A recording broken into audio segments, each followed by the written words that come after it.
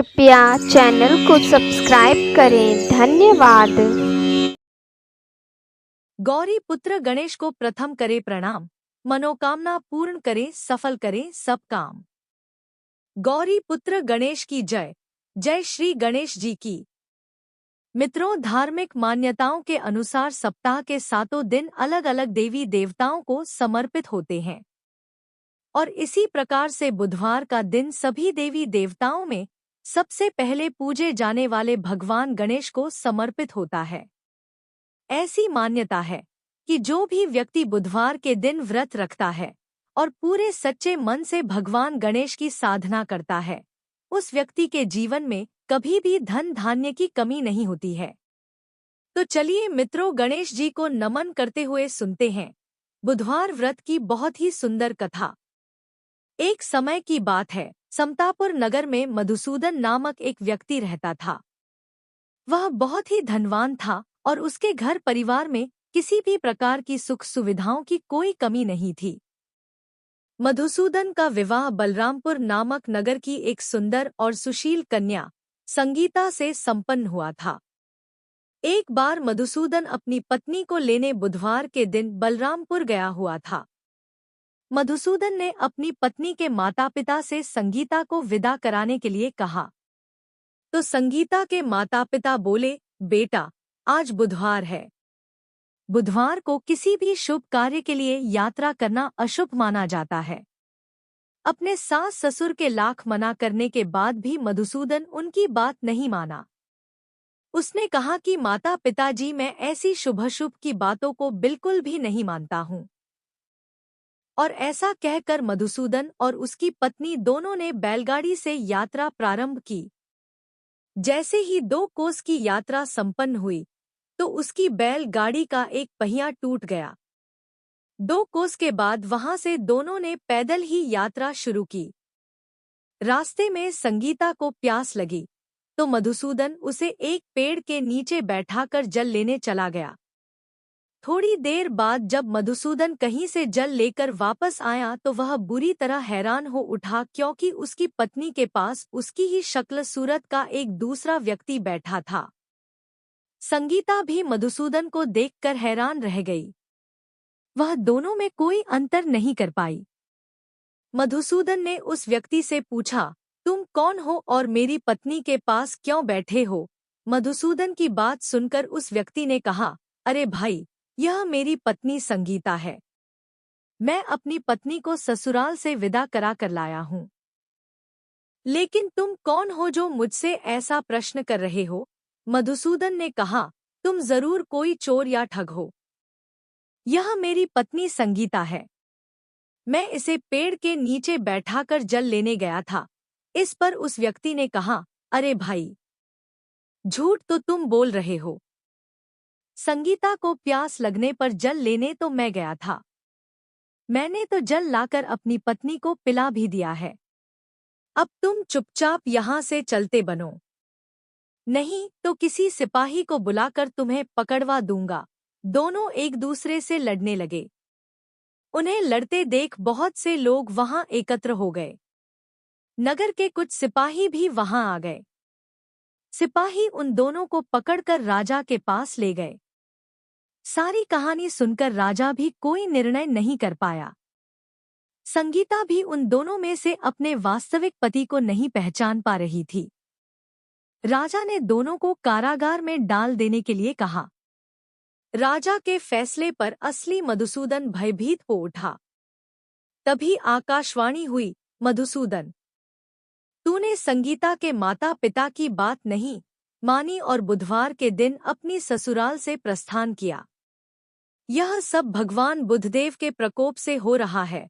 मधुसूदन ने भगवान बुधदेव से प्रार्थना की कि हे भगवान बुधदेव, मुझे क्षमा कर दीजिए। मुझसे बहुत बड़ी गलती हुई। भविष्य में अब कभी बुधवार के दिन यात्रा नहीं करूंगा और सदैव बुधवार को आपका व्रत किया करूंगा। मधुसूदन के प्रार्थना करने से भगवान बुधदेव ने उसे क्षमा कर दिया। तभी दूसरा व्यक्ति राजा के सामने से गायब हो गया। राजा और दूसरे लोग इस चमत्कार को देख हैरान हो गए। भगवान बुद्धदेव की इस अनुकंपा से राजा ने मधुसूदन और उसकी पत्नी को सम्मानपूर्वक विदा किया।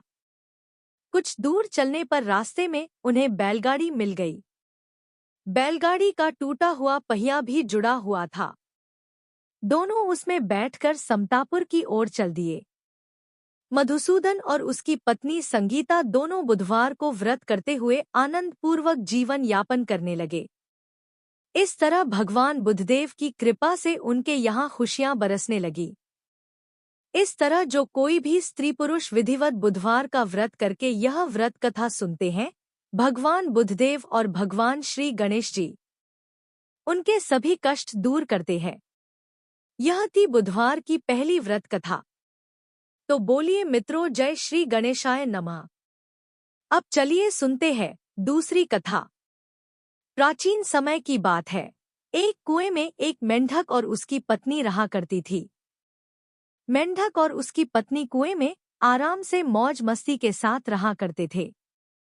पर मेंढक सदा ही बात बात में मेढकी से झगड़ा करता रहता था, क्योंकि उसकी पत्नी हमेशा श्री गणेश जी की पूजा आराधना में लीन रहा करती थी। मेढकी हमेशा अपने मन में तथा बोल बोल कर भी विघ्नहर्ता श्री गणेश जी के नाम का जाप किया करती थी।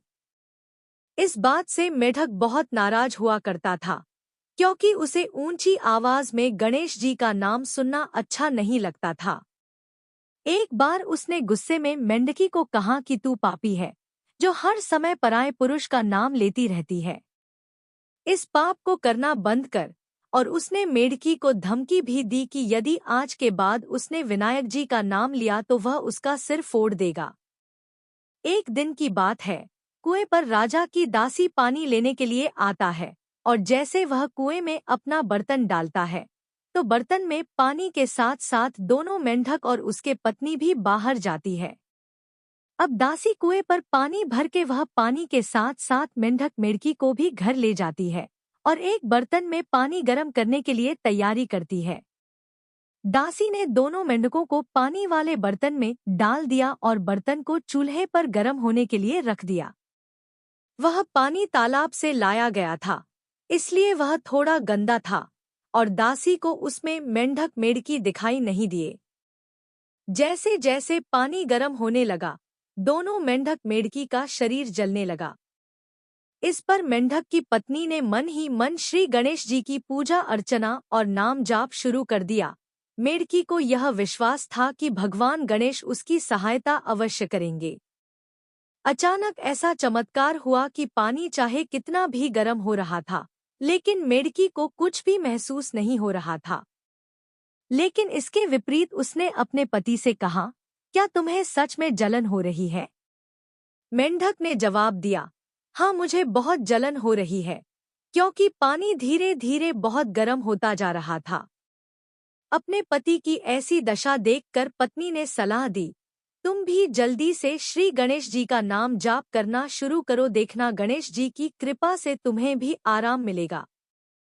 जान बचाने के लिए मेंढक ने भी श्री गणेश जी की पूजा शुरू कर दी और दोनों पानी में रहकर श्री गणेश जी की भक्ति में लीन हो गए।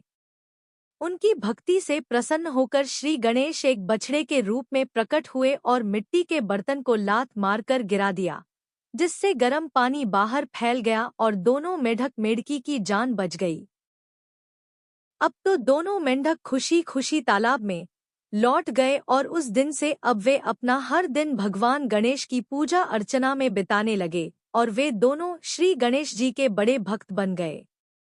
कथा समाप्त हुई तो बोलिए गजानन महाराज की जय हो। हे गणेश जी महाराज, जैसा सुख आपने मेढक और मेढकी को दिया वैसा ही सुख सबको देना। कथा समाप्त हुई। बोलिए मित्रों, विघ्नहर्ता श्री गणेश की जय हो गजानन महाराज की। अब सुनते हैं तीसरी कथा। एक नगर में एक मालिन रहती थी। उस मालिन का एक अत्यंत ही सुंदर पुत्र था, परंतु किसी बीमारी के कारण उसके पति का स्वर्गवास हो गया था और अब वो अपने पुत्र और सास के साथ रहा करती थी। उस मालिन की सास अत्यंत ही कठोर हृदय की स्त्री थी और सदा ही अपनी बहू को कष्ट और पीड़ा देती थी। और इसी प्रकार से एक दिन सास ने गुस्से में आकर अपनी बहू और पोते को घर से निकाल दिया। कोई आश्रय न होने के कारण वे दोनों रोते चलते चलते एक जंगल में जा पहुंचे और वहां एक बड़े पेड़ के नीचे बैठ गए। वहां से थोड़ी दूर पर एक गणेश जी का मंदिर था। इस मंदिर में बहुत लोग रोज गणेश जी के दर्शन करने आते थे। सभी भक्त दर्शन करके गणेश जी को प्रसाद चढ़ाते और फिर वही प्रसाद सबको बांट देते थे। इसी प्रकार से गणेश जी के प्रसाद से माँ और बेटे का गुजारा होने लगा। गणेश जी की कृपा के कारण अब तो दोनों माँ बेटे गणेश जी की पूजा पाठ में लग गए। एक दिन उन्होंने सोचा कि क्यों न हम भी जंगल से फूल लाकर बेचें, और इस प्रकार से वे रोज जंगल से फूल लाकर उसकी माला बनाकर बेचने लगे। साथ में पूजा की सामग्री और प्रसाद भी बेचने लगे। इससे उनकी आमदनी होने लगी और धीरे धीरे गणेश जी की कृपा से आमदनी बढ़ने भी लगी। जल्दी ही उन्होंने अपना एक मकान और एक दुकान बना लिया। उस नगर के राजा की लड़की मंदिर में रोज पूजा करने आती थी। वो मालिन के बेटे को देखकर राजकुमारी उस पर मोहित हो गई और उससे विवाह करने की सोचने लगी। जब राजा की बेटी ने अपनी भाभी से मन की बात कही तो उसकी भाभी ने कहा, यह तो मामूली मालिन का बेटा है और तुम एक राजा की बेटी हो।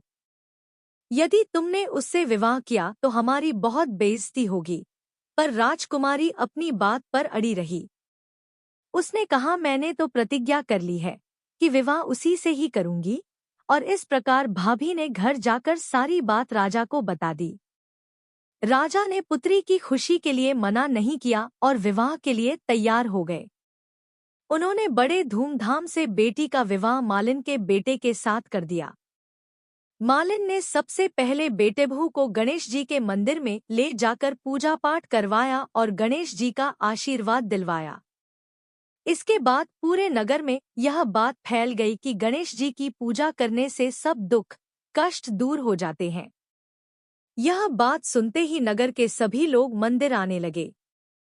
मालिन और उसके बेटे की बिक्री और बढ़ गई। उधर उसकी सास के बुरे दिन आ गए। अन्नदाता उससे रूठ गए और वह भूखों मरने लगी। एक दिन वह रोती धोती उसी गणेश जी के मंदिर में आ पहुंची। वहां वह मालिन के बेटे से बोली, मैं भूखी हूँ, मुझे रोटी कपड़ा दे दो बेटा, इसके बदले मैं तुम्हारा सारा काम कर दूंगी। लड़के को दया आ गई और उसे काम पर रख लिया, पर उसने अपनी दादी को नहीं पहचाना। जब मालिन घर आई तो उसने सास को पहचान लिया। वह सास से बोली, सासू जी आप यहाँ कैसे? सास ने पोते की तरफ इशारा करके कहा, मेरी इस सेठ के यहाँ नौकरी लग गई है। बहू बोली, यह आपका पोता है और यह घर भी आपका ही है, यह दुकान भी आपकी ही है। जब आपने हमें घर से निकाला तब गणेश जी ने हमारी रक्षा की। बहू की बात सुनकर सास बोली, मेरी करनी मैंने भोग ली।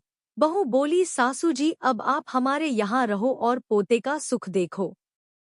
हे गणेश जी महाराज, जैसा सुख आपने मालिन को दिया वैसा ही सुख सबको देना। अब सुनते हैं गणेश जी की अंतिम कथा। एक नगर में एक बुढ़िया रहा करती थी। वह गणेश जी की परम भक्त थी। बुढ़िया हमेशा गणेश जी का व्रत रखती और गणेश जी की भक्ति में लीन रहा करती थी। एक दिन गणेश जी प्रकट हुए और उससे बोले कि मैं तुम्हारी सच्ची भक्ति और निष्ठा भाव से अत्यंत ही प्रसन्न हूँ। तुम जो चाहो मांग लो, आज तुम्हारी हर मन की मुराद पूरी होगी। इस पर बुढ़िया ने गणेश जी से कहा कि मुझे तो मांगना नहीं आता, मैं आपसे कैसे कुछ मांगूं? आपने तो बिना कुछ मांगे ही मुझे सब कुछ दिया हुआ है। अब मेरी मांगने की आपसे कोई इच्छा नहीं। तब गणेश जी ने कहा कि तुम अपने बेटे और बहू से सलाह लेना और फिर कुछ मांग लेना। इस पर बुढ़िया ने अपने बेटे से कहा कि गणेश जी मेरी सच्ची भक्ति से प्रसन्न हुए हैं और उन्होंने ने मुझे कुछ मांगने को कहा है, मैं गणेश जी से क्या मांगूं? बुढ़िया के बेटे ने यह सुनकर कहा कि माँ धन मांग ले। जब बुढ़िया ने अपनी बहू से पूछा कि पुत्री, गणेश जी ने मुझे कुछ मांगने को कहा है, मैं उनसे क्या मांगूं? उसकी बहू ने कहा कि माँ नाती मांग ले। बुढ़िया ने पड़ोस के लोगों से भी इस बारे में पूछा, तो उन्होंने कहा कि धन और नाती का तुम्हें क्या लाभ है? तुम अंधी हो, अपने लिए गणेश जी से आंखों की रोशनी मांग लो। इसी प्रकार से बुढ़िया सबकी सलाह लेकर रात में सो गई।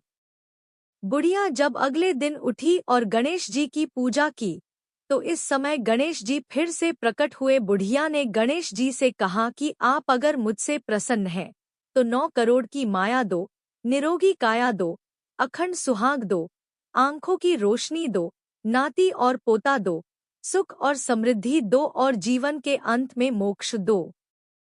इस पर गणेश जी ने कहा कि बुढ़िया माँ, तुमने तो मुझे ठग लिया, लेकिन जाओ तुम्हारी सब मनोकामनाएं पूरी हों।